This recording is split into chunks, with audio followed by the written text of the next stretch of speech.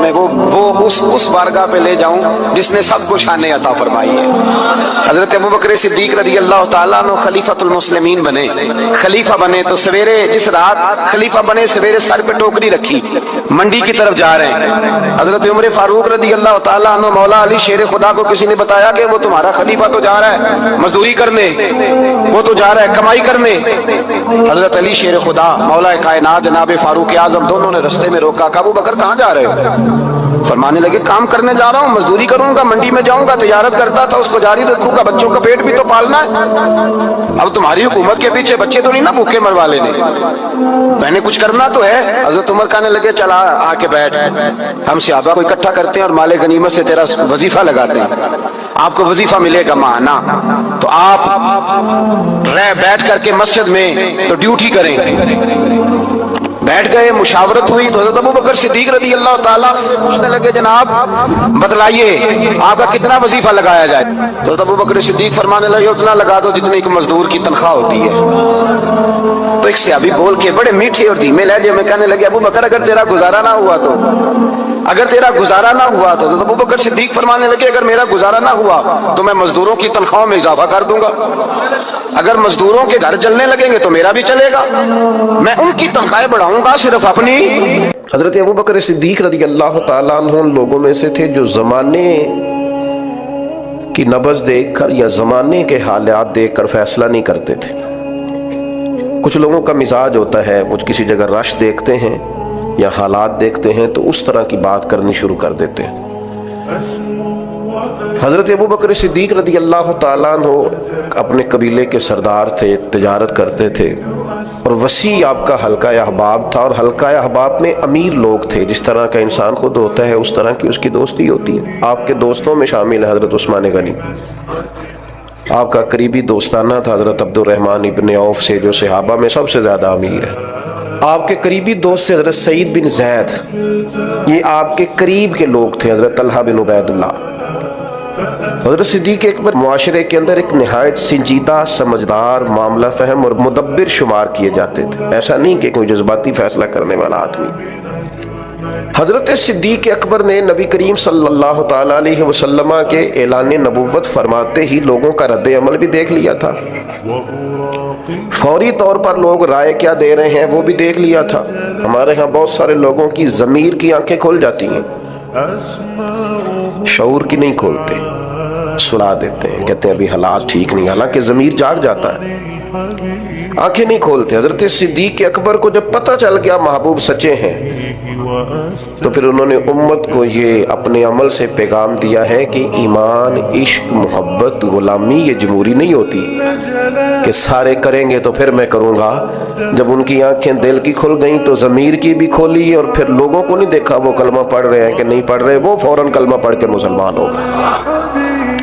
زندگی میں شعوری فیصلے کریں اور جلدی کریں، یہ حضرت صدیق اکبر کی زندگی کا پہلا سبق ہے۔ ساری زندگی ڈبل مائنڈڈ رہنا، میں ٹھیک چل رہا ہوں کہ نہیں چل رہا، مجھے چلنا چاہیے کہ نہیں چلنا چاہیے، یہ راستہ ٹھیک ہے کہ نہیں ٹھیک، بھئی آپ چلتے رہیں، جو گھر سے نکلتا ہے منزل تک پہنچ جایا کرتا۔ حضرت ابوبکر صدیق رضی اللہ تعالیٰ عنہ فوراً فیصلہ کرنے والی شخصیت کا نام ہے، اور فوراً فیصلوں پہ عمل درآمد کرنے والی شخصیت کا نام ہے، اور حضور کے ایسے فیصلے بھی جو لوگوں کے لیے سمجھنا مشکل تھے۔ حضور علیہ الصلوۃ والسلام چلے گئے حدیبیہ میں، 1400-1500 صحابہ سے خود نبی کریم نے فرمایا احرام باندھو بھائی عمرہ کریں گے۔ یا کسی آدمی کا ویسے تھوڑا لیٹ ہو جائے عمرہ تو لوگ پوچھتے آپ گئے نہیں، خیریت تو ہے؟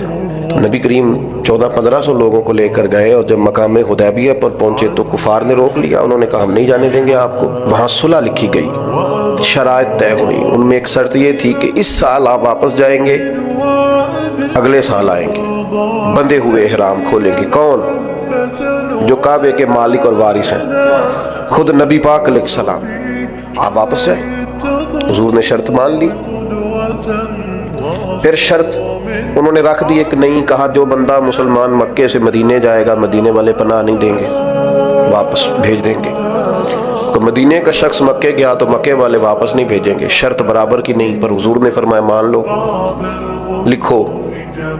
بڑا مشکل کام ہے اس طرح کی باتیں کرنا، یہ تو دب کے صلح ہو رہی ہے۔ اب ایک اور شرط، جب شرطیں لکھی جا رہی تھی تو ایک اور شرط، حضرت مولا علی شیر خدا مولا کائنات رضی اللہ تعالیٰ عنہ کے ہاتھ میں قلم تھا، وہ لکھ رہے تھے. جب شرطیں لکھنے لگے تو انہوں نے لکھا محمد رسول اللہ صلی اللہ تعالیٰ علیہ وسلم اور قریش مکہ کے مابین معاہدہ. اس پر بھی کفار بولے، انہوں نے کہا یہ بھی ہمیں قبول نہیں، آپ محمد ابن عبداللہ لکھیں، محمد رسول اللہ نہیں، محمد ابن عبداللہ لکھیں. یہی تو ہمارا آپ سے مسئلہ ہے معاذ اللہ، اگر ہم آپ کو رسول اللہ مان جائیں تو لائی کس بات کی؟ آپ کاٹیے. حضور کا حکم ماننا بڑا ضروری ہے. نبی پاک نے فرمایا حضرت علی سے یہ رسول اللہ کاٹ دو. مولا علی قلم چھوڑ کے پیچھے کھڑے ہو گئے، پھر فرمایا اسے کاٹ دو، پھر پیچھے کھڑے ہو کاٹ دو. شیر تھے، شیر اور دلیر لوگوں کی آنکھوں میں آنسو کم آتے ہیں. تیسری دفعہ کریم نے فرمایا علی میں نے کہا ہے کاٹ دو، ہاتھ باندھ دیے، کہا حضور نہیں کاٹنا تھا. غلام فریدہ میں ساری تیری، تینوں وجہ یقین نہیں آیا، کاٹ دو اس کو. تو مولا کائنات نے، اب حضور نے یہ نہیں فرمایا لکھنا آتا ہے تو کاٹنا کیوں نہیں آتا، یہ نہیں فرمایا، حضور نہیں کاٹا جاتا. فرمایا چل پھر اس طرح کر، تو پیچھے ہٹ. اللہ کے محبوب نے خود وہاں سے رسول اللہ کاٹ کے محمد ابن، اتنی سخت شرطیں، اتنی سخت شرطیں. اور پھر حضور نے ابھی شرط طے ہی کی تھی کہ جو مکہ مکرمہ سے آئے گا ہم اسے پناہ نہیں دیں گے. ابھی شرط طے ہوئی تھی، لکھی نہیں تھی کہ حضرت ابو جندل آ گئے، پیروں میں زنجیریں، ہاتھ بندھے ہوئے، رو کے عرض کی حضور مجھے نہ چھوڑ کے جائیے گا، بڑا مارتے ہیں، تکلیف دیتے ہیں. ابھی بات ہو ہی رہی تھی کہ پھر قریش میں سے لوگ بولے کہ آپ نے وعدہ کیا نہیں لے کے جائیں گے. اسی عالم میں حضور نے واپس بھیجا. اتنی کڑی شرطیں. جب یہ معاہدہ طے ہو گیا، احرام کھولنے ہیں، بڑا مشکل کام ہے، 1 سال تک انتظار کرنا ہے، واپس جائیں گے. یہودی رہتے ہیں، منافق رہتے ہیں مدینے میں، باتیں کریں گے، ساری باتیں پیش نظر تھیں. حضرت عمر جذبہ جہاد سے سرشار، صحیح بخاری میں موجود ہے، نبی کریم کے حضور حاضر ہوئے، عرض کی حضور آپ بھی سچے، قرآن بھی سچا، اسلام بھی سچا، ہم دب کے صلح کیوں کر رہے ہیں؟ آپ ہمیں اجازت دیں، نمٹ لیتے ہیں ان سے. نبی پاک علیہ الصلوۃ والسلام نے کیا فرمایا؟ فرمایا عمر میں اللہ کا رسول ہوں، میں مرضی سے فیصلے نہیں کرتا، وہی کہتا ہوں جو میرا رب حکم ارشاد فرماتا ہے. حضرت عمر عرض کرنے لگے یا رسول اللہ آپ نے فرمایا نہیں تھا کہ عمرہ کریں گے، احرام باندھو. تو حضور فرمانے لگے کہا تھا عمرہ کریں گے، یہ تھوڑی کہا تھا اسی سال ہی کریں گے. کریں گے نا عمرہ، ہوگا عمرہ.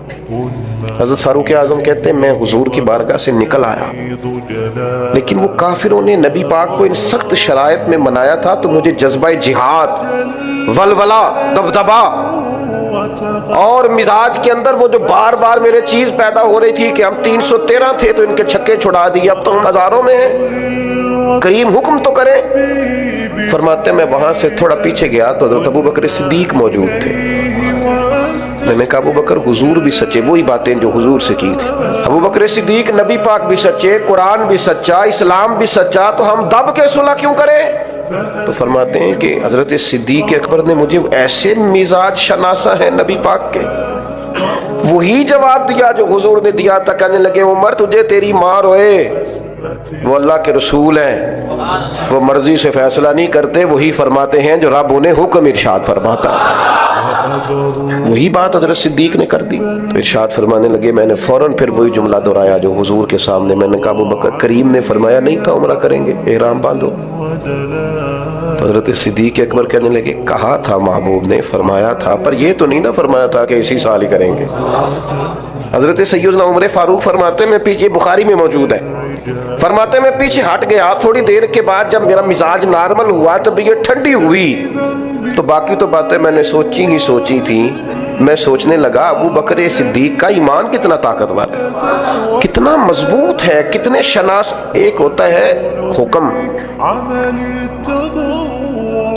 ایک ہوتی ہے مرضی. کچھ لوگ کہتے ہیں جی وہ میں نے پوچھا تھا، حضرت صاحب نے مجھے کہا تھا آپ جائیں. یہ حکم ہے بھائی، مرضی بھی تو پوچھ، مرضی کیا ہے؟ یہ جو کہ ہمارا دور دلیل کا ہے، دلیل دے دوں. ایک حکم ہوتا ہے، ایک رضا ہوتی ہے، ان میں فرق ہے. حضور نے فرمایا طلاق دینا جائز ہے، رضا نہیں اللہ کی، پسند نہیں اللہ کو، جائز ہے پر پسند یہ فرق ہوتا ہے۔ ایک چیز یہ ہے کہ اس کی اجازت ہے، ایک یہ ہے کہ وہ پسند، ان میں فرق ہے۔ حضرت ابوبکر صدیق رضی اللہ تعالیٰ عنہ کا کمال یہ ہے کہ وہ نبی پاک کی رضا کو جان گئے تھے۔ انہیں حضور نے فرمایا نہیں تھا کہ بلال کو خرید کے لائیں، فرمایا نہیں، نبی پاک حکمن نہیں کہا، لیکن حضور سیدنا بلال کے لیے پریشان تھے تو جناب صدیق بات سمجھ گئے، جا کے کہا بلال خریدنے آیا ہوں، تو اس نے اپنے حساب سے بڑے مہنگے پیسے بتائے، تو آپ فرمانے لگے تو انہیں اپنی اوقات کے برابر ہی بات کی ہے، میں تو بہت کچھ لے کے آیا تھا۔ اس نے کہا تاجر آدمی ہو، تاجر بندے تو اس طرح کے کام نہیں کرتے۔ فرمایا تم ہمیں سمجھے نہیں نا ابھی تک، یہ جو مرضی کو سمجھ لینا نا، رضا کو۔ میں آپ سے عرض کروں، میں دینی لوگوں سے بھی مجھے شکوہ رہتا ہے، دینی لوگ بھی کئی دفعہ 2 قدم پیچھے ہٹتے ہیں، اپنے کام کا مزہ نہیں لیتے، دفاعی محاذ پہ کھڑے ہو جاتے ہیں، نہیں جی نہیں وہ تو بات آپ کی ٹھیک ہے پر وہ میں نے، میرا مطلب یہ ہے ان کا۔ بھئی آپ کچھی باتیں کیوں کرتے ہیں؟ کس بات کا ڈر ہے؟ اگر آپ رسول پاک کی غلامی کا دعویٰ کرتے ہیں تو وہ سرے اشر بھی کریں گے۔ 2 قدم پیچھے ہٹنے کا کیا معنی؟ آپ فلاں جگہ، جی ہاں میرا بھی فلاں جگہ نسبت کا رشتہ، یہ کیا بات ہوئی؟ کچھی باتیں کرتا ہے تو؟ اگر تیرا کسی جگہ نسبت کا رشتہ ہے تو کہہ میں غلام ہوں فلاں کا، اعلان کر۔ یہ کیا بات ہوئی؟ کمزور باتیں کرنا، اپنے کام کا لطف ہی نہ لینا اور پلپلا پڑ جانا، کمزور باتیں کرنا۔ ایک سرکاری نشست تھی، ایک دفعہ مجھے دعوت دے لی گئی، اس میں کچھ اور فکر کے لوگ بھی موجود تھے، تو ایک صاحب نے مجھے کہا کہ نظریاتی طور پر اب وقت آ نہیں گیا کہ کچھ چیزوں کو طے کر لیا جائے، اور میں نے کہا کسی کو گالی تو پہلے بھی نہیں دیتے، مزاج ہی نہیں ہے، برا تو پہلے بھی نہیں کہتے، اپنا کام کر رہے ہیں، نہیں اگر تھوڑی سی، میں نے کہا ایک بات بڑی پکی ہے، مضبوط ہے، ہم نے دعا مانگی ہے کہ ہماری آنے والی نسلوں میں بھی مالک وہ بچہ پیدا کرنا جو یا رسول اللہ کہنے والا ہے۔ میں وہ سنی ہوں جمیل قادری مرنے کے بعد، میرا لاشا بھی کہے گا صلاۃ و نظریاتی کمزوری کوئی نہیں، کچی بات ہوگا قیامت۔ داتا صاحب جاتے ہیں تو میرے بھائی ہم ڈٹ کے جاتے ہیں، خواجہ اجمیر کے ہاں جاتے ہیں تو اللہ کے فضل سے ڈٹ کے جاتے ہیں، غوث اعظم جیلانی کو مرشد مانتے ہیں تو دعویٰ یہ ہے کہ خدا کے فضل سے ہم پر ہے سایہ غوث اعظم کا، اور ہمیں دونوں جہاں میں ہے سہارا غوث اعظم۔ کمزور نہیں، اپنی زندگی کو نظریاتی بنائیں، اپنی زندگی میں کچھ چیزوں کو طے کریں، اور اس رنگ میں نہ پوری طرح، یعنی کوئی دیکھ کے پوچھ لے آپ سے کہ آپ فلاں کے شاگرد ہیں، کوئی آپ کی بات سن کے پوچھ لے فلاں سے بیعت ہیں آپ کی شخصی، یعنی تیری تصویر میں وہ رنگ بھرے ہیں میں نے، لوگ دیکھیں گے تجھے پر پہچانیں گے مجھے۔ انسان کی کیفیات ہوں، یعنی اس کا انداز ہو، اس کا طور طریقہ ہو، لوگوں کو پتہ چلے کہ اس کی نسبت کس جگہ پہ، کمزور کچی باتیں نہیں۔ عیسائی اس طرح کرتے تھے کہ ان کے ہاں جب کوئی بچہ پیدا ہوتا نا تو بچے کو نا برتن میں زرد رنگ پانی میں ڈال کے نا تو بچے کے اوپر ڈالتے ہیں، کہتے اب یہ عیسائی ہو گیا، ہم نے اسے زرد رنگ چڑھا دیا۔ تو بعض لوگوں نے نا مسلمانوں سے پوچھا، اور میرا خیال یہ ہے کہ اس طرح کے سوالات اکثر عورتوں سے کرتی ہیں، تمہارا کون سا رنگ ہے؟ عیسائی رنگ ڈالتے تھے اپنے بچوں کو، زرد رنگ، اب یہ پکا عیسائی ہو گیا ہے۔ تو رب کریم نے فرمایا ان سے کہو صبغت اللہ، ہم نے اللہ کا رنگ اوڑا ہے۔ یہ قرآن مجید کی آیت جو میں نے تلاوت کی، مسلمان کا رنگ کیا ہے؟ صبغت اللہ، ہم نے اللہ کا رنگ لیا ہے۔ ومن احسن من اللہ صبغہ، اور ان سے پوچھو اللہ کے رنگ سے سونا رنگ بھی کسی کا ہو سکتا ہے؟ یہ مسلمانوں پر جو رنگ ہے یہ اللہ، اور پوری طرح رنگ گئے اس میں، کون کون رنگے؟ تمام صحابہ، تمام اہل بیت، اس کے بعد اولیاء، صوفیاء، اتقیاء، علماء، مفسرین، محدثین، تاریخ انسانیت میں بڑے لوگ آئے جو صبغت اللہ، اللہ کے رنگ میں رنگ گئے، عقیدے مضبوط، توکل مضبوط، شکر مضبوط، صبر مضبوط، حضور کی غلامی مضبوط، کہ میرا دل کرتا ہے 2 لوگوں کے نام لوں جو پوری طور پر صبغت اللہ میں رنگ گئے۔ ایک نام انبیاء میں ہے، وہ ہے حضرت ابراہیم خلیل اللہ کا، واتخذ اللہ ابراہیم خلیلا، میں نے جناب ابراہیم علیہ السلام کو اپنا خلیل بنا لیا۔ اور کیسے بنایا؟ وَإِذِ ابْتَلَىٰ إِبْرَاهِيمَ رَبُّهُ بِكَلِمَاتٍ فَأَتَمَّهُنَّ قَالَ إِنِّي جَاعِلُكَ لِلنَّاسِ إِمَامًا، رب فرماتا ہے میں نے بعض باتوں میں جناب ابراہیم کو آزمایا، میں نے امتحان لیا، یاری تیری سونا تے آزمائشاں تیریاں اگ، سونا پرکھیا جامدائی پہلو نال اگاں دے لگ۔ اللہ فرماتے ہیں میں نے ان سے امتحان لیا فَأَتَمَّهُنَّ، پھر امتحان لینے والا فرماتا ہے وہ میرے امتحان پہ پورے اترے۔ قَالَ إِنِّي جَاعِلُكَ لِلنَّاسِ إِمَامًا، فرمایا ابراہیم اب میں آپ کو لوگوں کا امام بنانے والا ہوں۔ حضرت ابراہیم انبیاء میں اور امت مسلمہ میں جس نے پورا رنگ پوری طرح اوڑا ہے نا اللہ کا رنگ، وہ حضرت ابوبکر صدیق، پوری طرح صبغت اللہ۔ نبی پاک علیہ السلام نے فرمایا جنتیوں کی 360 نشانیاں ہیں، کسی میں ایک بھی پائی جائے نا تو وہ جنتی ہے۔ حضرت صدیق اکبر دھیمے بڑے تھے، بات بڑی آہستگی سے کرتے تھے، لہجہ بڑا بردباری والا تھا، دھیمے سے انداز میں عرض کی حضور غلام میں بھی کوئی 360 میں سے ایک آدھ پائی جاتی ہے؟ وہ جنتیوں کی 360 علامتیں، کسی میں ایک پائی جائے علامت تو بندہ جنتی ہے۔ جنتیوں کی علامتوں میں سے تو بڑے دھیمے انداز میں تھوڑا وہ شہرت سے بچنے والا پیچھے پیچھے رہتا ہے اور جی چاہتا ہے ساری غزلیں اس پیارے کے نام کریں۔ پوچھا کہ میرے اندر بھی ایک پائی جاتی ہے؟ پھر حضور مسکرائے اور جس انداز کا سوال تھا اس سے کئی لاکھ گنا بے حساب گنا بڑھ کے محبوب نے مسکرا کے کہا ابو بکر کسی میں ایک پائی جاتی ہے، کسی میں 2 پائی جاتی ہیں، آپ کے اندر تو 360 ساری کی ساری پائی جاتی ہیں، ساری کی ساری۔ لوگوں نے بڑی بڑی جناب صدیق اکبر کی شان بیان کی۔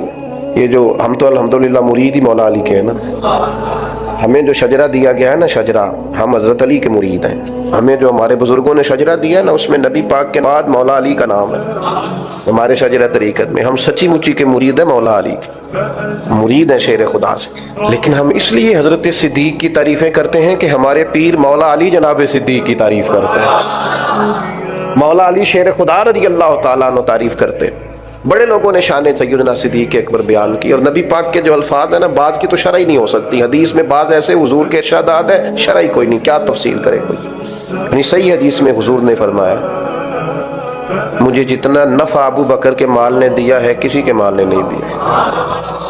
حضور فرمانے لگے گر میں کسی کو خلیل بناتا تو ابو بکر صدیق کو بناتا۔ آپ سمجھ رہے ہیں چیزوں، میری بات پر غور کرنا۔ بڑے لوگ عظمت صدیق بیان کرتے ہیں، ہمارے ہاں خانقاہ آل و مہار شریف ہے سیالکوٹ میں، وہاں خطیب الاسلام پیر سید فیض الحسن شاہ صاحب آل و مہاروی رحمت اللہ، ابو الکلام انہیں کہا جاتا تھا، گفتگو کرنے میں مہارت، سید زادے کا روب اور خون رسول کی چاشنی۔ نقشبندی اپنا سلسلہ طریقت حضرت صدیق اکبر سے شروع کرتے ہیں نبی پاک کے بعد۔ نقشبندی سلسلہ طریقت میں نبی پاک کے بعد حضرت صدیق اکبر کا نام ہے، پھر حضرت سلمان فارسی کا، اس طرح کر کے وہ اپنا شجرہ طریقت مشائخ چلاتے ہیں۔ حضرت پیر فیض الحسن شاہ صاحب رحمت اللہ علیہ چونکہ چورا شریف سے وابستہ تھے، نقشبندی سلسلے میں مرید تھے، بات کرتے تھے تو وہ جن سے میں نے سنی انہوں نے بھی بڑے والہانہ انداز میں سنائی، کہنے لگے بات کرتے تھے جان نکال لیتے تھے، کہتے تھے لوگوں سنو میں سید ہوں، میری آنکھ دیکھو سچا سید ہوں، فرماتے تھے میری طرف دیکھو میں نے کچھ 4 کتابیں پڑھی ہیں، پڑھا لکھا سید ہوں، اور پھر بات کرتے تو بات میں اور وزن پیدا کرتے، کہتے اگر مجھے کہو تو میں اپنے سے لے کر مولا علی تک اپنا سارا شجرہ نسب بیان کروں، میں اپنی ماں سے لے کر سیدہ فاطمہ تک سارا شجرہ نسب بیان کروں۔ فرمایا کرتے تو سنو لوگوں میں بیٹا علی کا ہوں پر مرید ابو بکر صدیق کا ہوں، اس لیے کہ میں نقشبندی سلسلہ طریقت سے ہوں، بیٹا علی کا ہوں پر مرید ابو بکر۔ یہ دیکھو کمال، یہ شان ہے سیدنا صدیق اکبر کی، بیان ہو کس زبان سے مرتبہ صدیق اکبر کا کہ محبوب خدا محبوب ہے صدیق اکبر کا، لٹایا راہ حق میں گھر کئی بار اس محبت سے کہ لٹ لٹ کر حسن گھر بن گیا صدیق اکبر کا۔ نبی کریم نے فرمایا مسجد نبوی میں جس جس کا بھی دروازہ کھلتا ہے نا سارے دروازے بند کر دو، صحیح بخاری ہے، سب بند کر دو دروازے، ابو بکر صدیق کا دروازہ نہ بند کرنا۔ آج بھی کسی بھی زمانے میں मस्जिद नबी के सब दरवाजे बंद किए जा सकते हैं, लेकिन जिसके बाहर लिखा है ना बाब अबी बकर सिद्दीक, वो दरवाज़ा कभी बंद नहीं होता, क्योंकि उस दरवाजे को मदीने वाले महबूब ने खुलवाया है। वो हमेशा चमकता है। लोग शरारतें करते हैं और इंसानी तबीयत होती है कि शरारत की तरफ जल्दी माइल होती है। कोई अपना कद ऊंचा करने के लिए बाज़-औक़ात किसी बड़े आदमी के खिलाफ बात करता है तो लोग उसे भी गौर से सुनते हैं। ये भी एक तरीका होता है शोहरत हासिल करने का। कि जब भी आपको कोई शख्स नजर आए ना सहाबा में से, अहले बैत में से किसी के बारे में कच्ची बात करता, तो समझो बेचारा कमज़ोर है, ये बेचारा ना किसी नफसियाती उलझन का शिकार है। अपना कद ऊंचा करने के लिए किसी बड़े के बारे में बात करना है, इस तरह कद ऊंचे नहीं होते। कभी ऐसे लोग, बहुत सारे लोग ऐसे हैं जिनकी कोई हैसियत ही नहीं बेचारों की। मैं उनसे कहता हूँ हमें ना अपनी औकात में रहना चाहिए। औकात से ऊंची बात, हमारे दादा शेख थे हज़रत मौलाना मुस्तफ़ा रज़ा खान साहब रहमतुल्लाह, उनसे किसी ने हुजूर की चारों बेटियों के नाम पूछे तो हज़रत उठ के अंदर चले गए। तो उसने इतराज़ किया, देखो किताब देखने चले गए, इतने बड़े मुफ्ती हैं और बेटियों के नाम याद। हज़रत वापस आए तो दाढ़ी से पानी के कतरे गिर रहे थे। फरमाने लगे वज़ू करने गया था, मैंने हुजूर की बेटियों के नाम कभी बगैर वज़ू ज़ुबान से अदा नहीं की। अपना कद देखें और उस कद में रहें, अपने कद से ऊंची कभी कोई बात ना करें, कभी कमज़ोर ना पड़ें। और मैं आपको एक बतौर नसीहत बात करता हूँ अपने संगियों को, जहाँ दीनी लोगों पर बहस हो रही हो ना, किसी जगह भी कोई किसी सहाबी के बारे में अहले किसी किस्म की कोई बहस कोई बंदा भी छेड़े, अपने कान पूरी तरह बंद कर लो और ऐसे किसी आदमी की किसी शरारत का शिकार खत्म नहीं होना। ये बड़ा खौफनाक मंजर है। कुफर अगर कभी हमसे पूछेगा तो हम ये बताएंगे कि कुरूने उला के लोग भी लड़ते रहे थे, कोई ज़माना ठीक ही नहीं रहा था। क्या जवाब देंगे आप दुनिया में? इसलिए बड़ों के मामलात के अंदर उलझने की ज़रूरत, बड़े थे, बड़ों की बातें बड़ी होती। इसलिए अपनी ज़िंदगी में जनाब अबू बकर सिद्दीक से 3 बातें सीख लें। एक तो उन्होंने वफा करके दिखाई हर जगह, और दूसरी बात यह है कि हुजूर की रज़ा जिस चीज़ में थी उन्होंने अपने आप को उस चीज़ का आदी बनाया। और तीसरी अहम और नतीजा खेज़ बात यह थी कि दीन की अमानत को बतौर अमानत लिया है तो उसे अमानत ही समझा। उनके अपने बेटे जवान थे, सहाबी थे, 4 नस्लें सहाबी हैं जनाब सिद्दीक की, और जनाब उमर से वैसे उनकी ज़िंदगी में बनी नहीं, मुकाबला ही रहा। हज़रत उमर भी कहते हैं मैं सारी ज़िंदगी आगे गुजरने की कोशिश करता रहा। आपको ऐसा नहीं मिलेगा कभी भी कि बड़ा उनका कोई करीबी इकट्ठे आना जाना था, ऐसा नहीं था। लेकिन जब वो विसाल कर रहे थे तो उन्होंने कहा मेरे बाद अमीर उमर फारूक होंगे। तो लोगों ने शिकवा करके कहा कितने सख्त आदमी को बना के जा रहे हैं। आपने फरमाया रब पूछेगा ना अबू बकर से। और वहाँ जो आपके जुमले हैं वो बड़े शानदार हैं। आप फरमाने लगे मैं दुनिया से जा रहा हूँ, इस वक्त तो इस आलम में तो बड़ा झूठा आदमी भी सच बोलने लगता है और मैं तो हूँ ही सिद्दीक।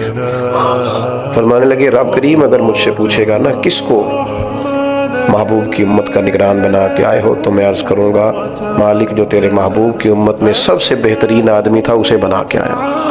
और फिर हजरत उमर ने भी उसको निभाया। अंतुअद्दुल अमानाति इला अहलिहा, अमानतें अहलों के हवाले करो, ना अहलों के हवाले न करो। हजरत उमर रज़ी अल्लाह तआला अन्हु से कहा गया आपका अपना बेटा भी तो नेक है ना, इसे बना दे। आप फरमाने लगे बनाने की बात दूर की रही, मेरा बेटा खिलाफत के मशवरे में भी शामिल नहीं होगा। हालांकि हुजूर ने फरमाया था उनके बेटे के लिए राजुल सालिहुन, तेरा बेटा नेक आदमी, मैं मशवरे में भी शामिल क्यों?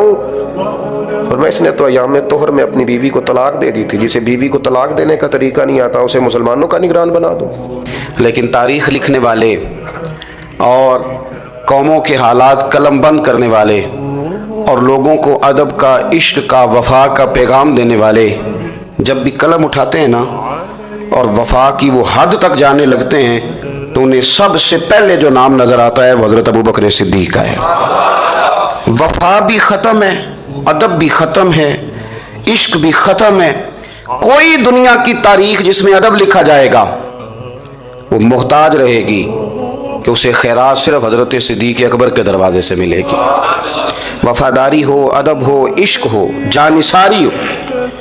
ये लोग बड़ा कुछ देख दाग के चलते हैं, लेकिन इकबाल जैसे लोग कहने लगे, वो कहने लगे जिस बंदे ने ख़त्म कर दी है ना बात, ख़त्म बस कर दी कि इससे आगे हमारी कायनात ख़त्म हो जाती है, बस वो जनाब सिद्दीक अकबर की ज़ात है। انہوں نے لوگوں کو بتایا کہ ہماری دنیا شروع بھی مدینے والے محبوب کے قدموں سے ہوتی ہے اور ختم بھی مدینے والے محبوب کے قدموں سے. صدیق کے لیے ہے خدا کا رسول اور بس، ختم ہو گئی بات. تو حضرت ابو بکر صدیق رضی اللہ تعالیٰ عنہ کی زندگی کو پڑھنا، ان کے احوال کو جاننا، ادب والے لوگوں کے لیے، عشق والے لوگوں کے لیے، اتباع والے لوگوں کے لیے، سید عالم میرے پیارے حبیب صلی اللہ علیہ وسلم کے نقش قدم چلنے والے لوگوں کے لیے بڑا ہی ضروری ہے. وہ جتنی دیر تک حضرت صدیق اکبر رضی اللہ تعالیٰ عنہ کو پڑھیں گے نہیں، سمجھیں گے نہیں، اتنی دیر تک پتہ نہیں چلے گا کہ حضور کا ادب کیسے کرنا ہے، حضور کی اتباع کیسے کرنی اور محبوب سے محبت کیسے کرنی. یہ ضروری کام ہے.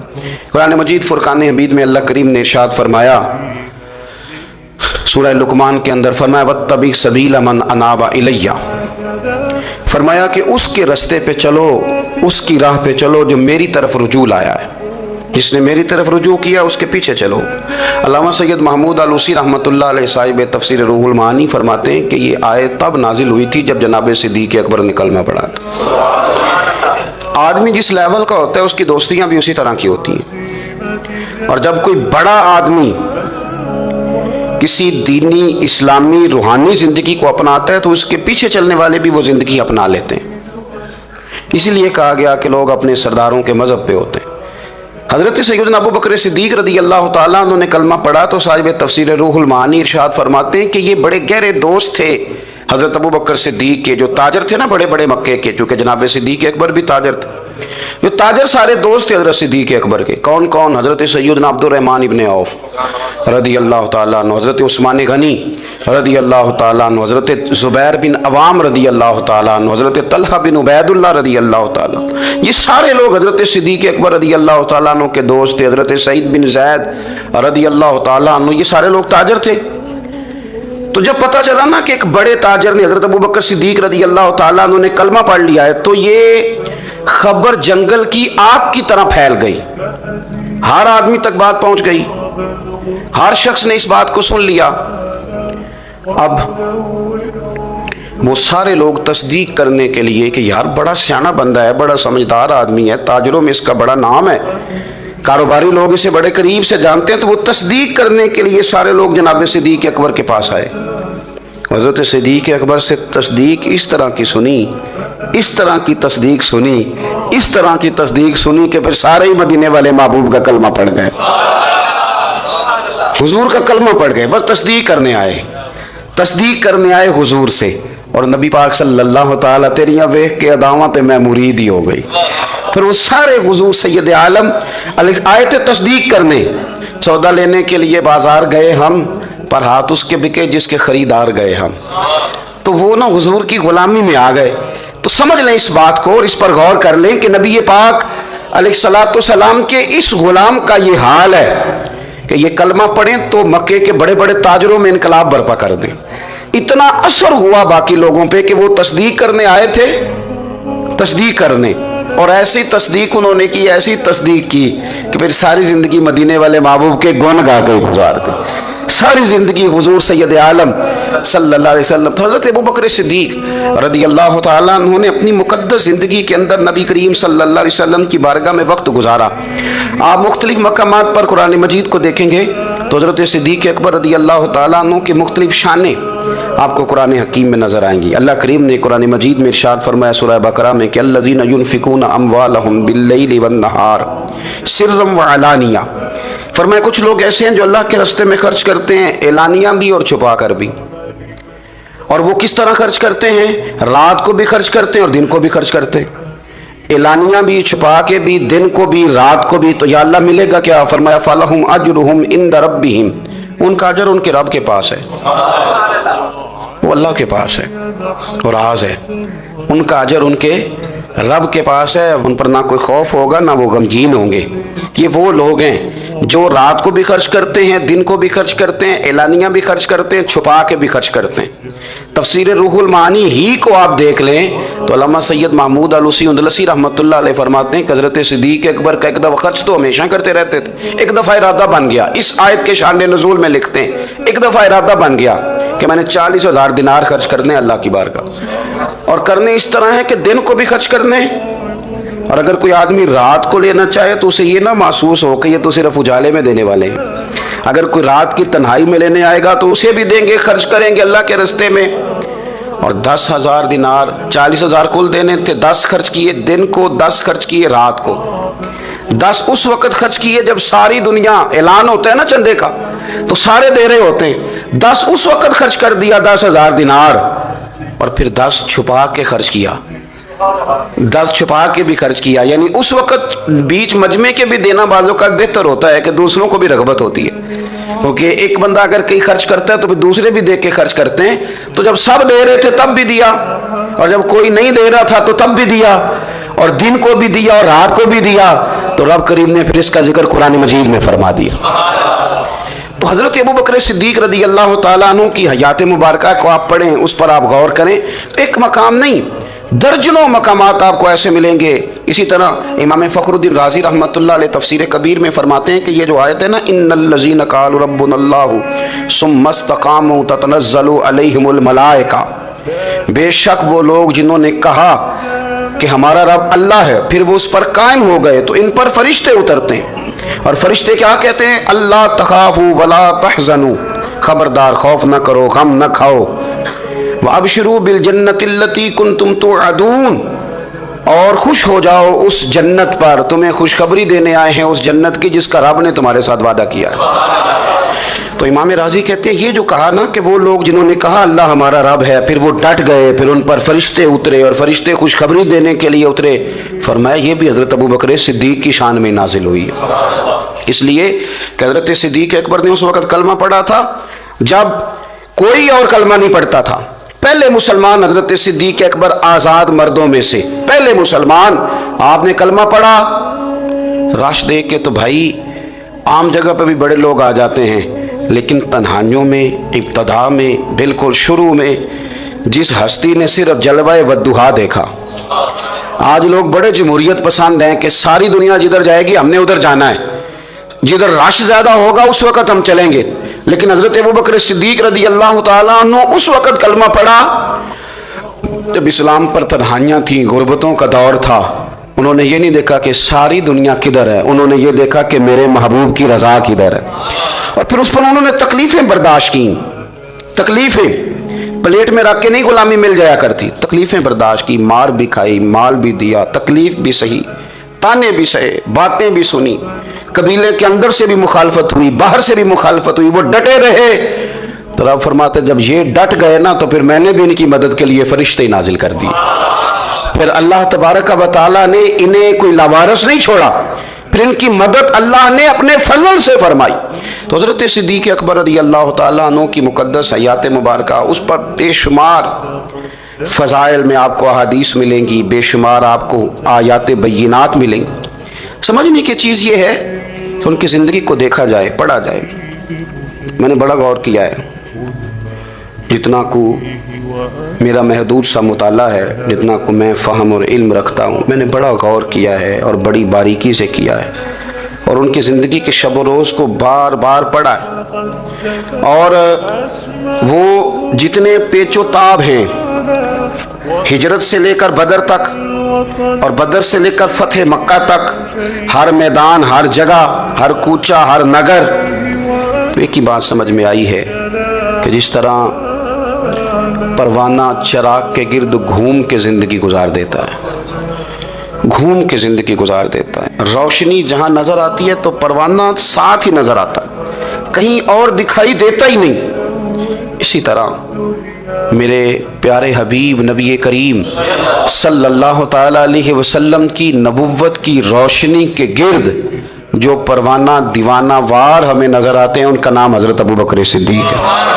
حضور کی رضا کو پا لینا, حضور کیا چاہتے ہیں اس چاہت کے مطابق کوشش کرنا. جس نے میرے نبی پاک علیہ الصلوۃ والسلام کے ساتھ عداوت رکھی, اس کے ساتھ عداوت رکھنا, اسے اپنا دشمن جاننا.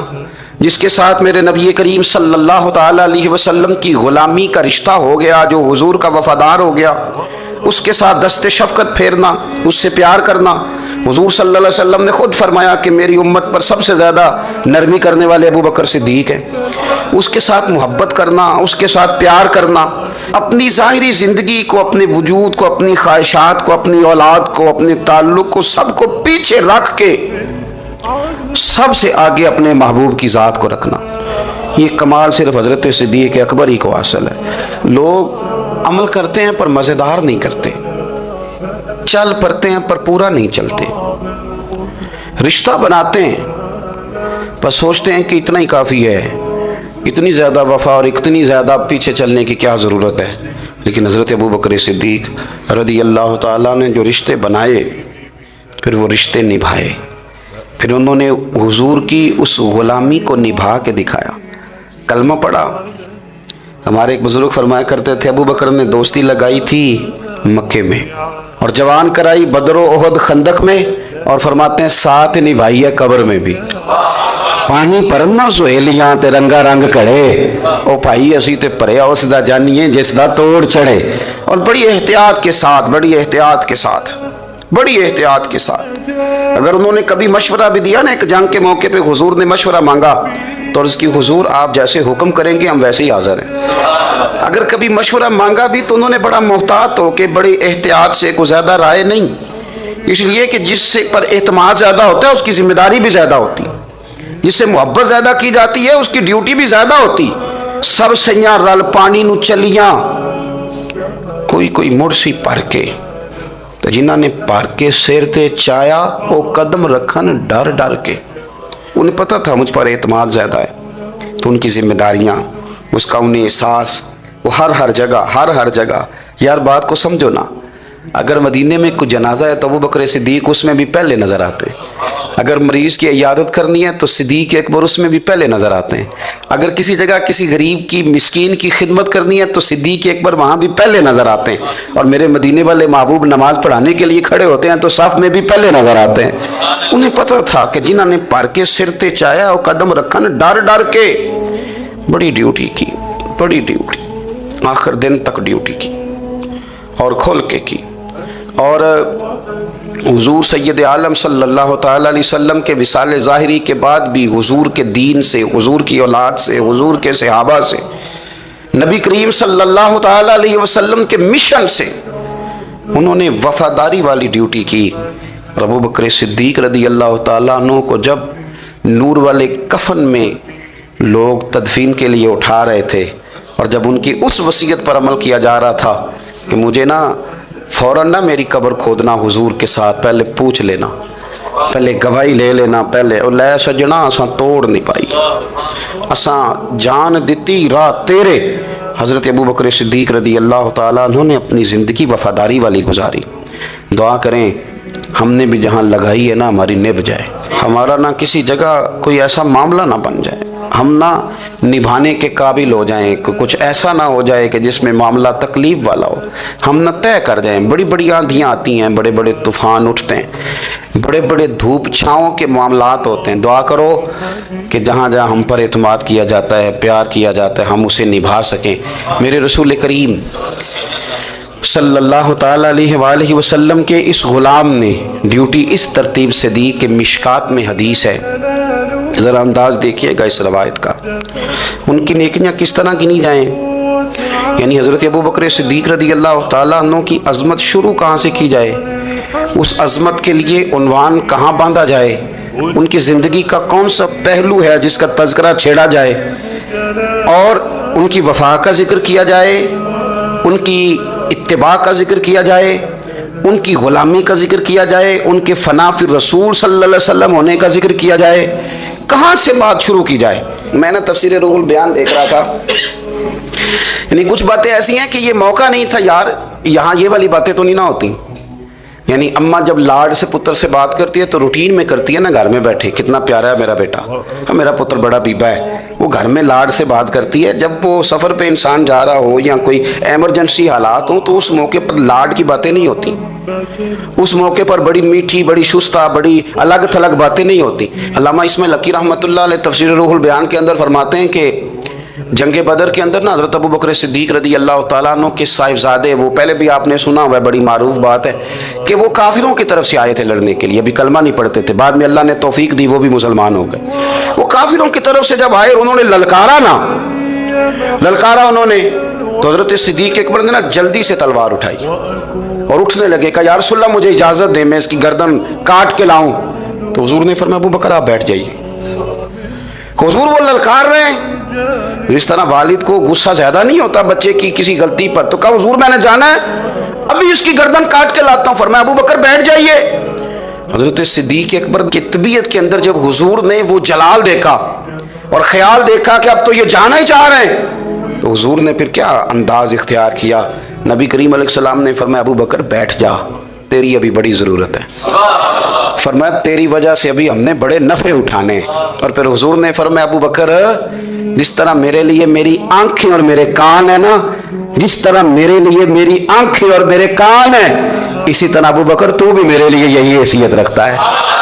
جس طرح بندہ آنکھوں سے دیکھتا ہے کانوں سے سنتا ہے، اللہ کرے آپ کو سمجھ آئے، آنکھوں سے دیکھتا ہے اور کانوں سے سنتا ہے، فرمایا ابو بکر تو میرے لیے اسی طرح ہی ہے، گویا میں تیری صورت میں ہی تو دنیا کو دیکھتا ہوں۔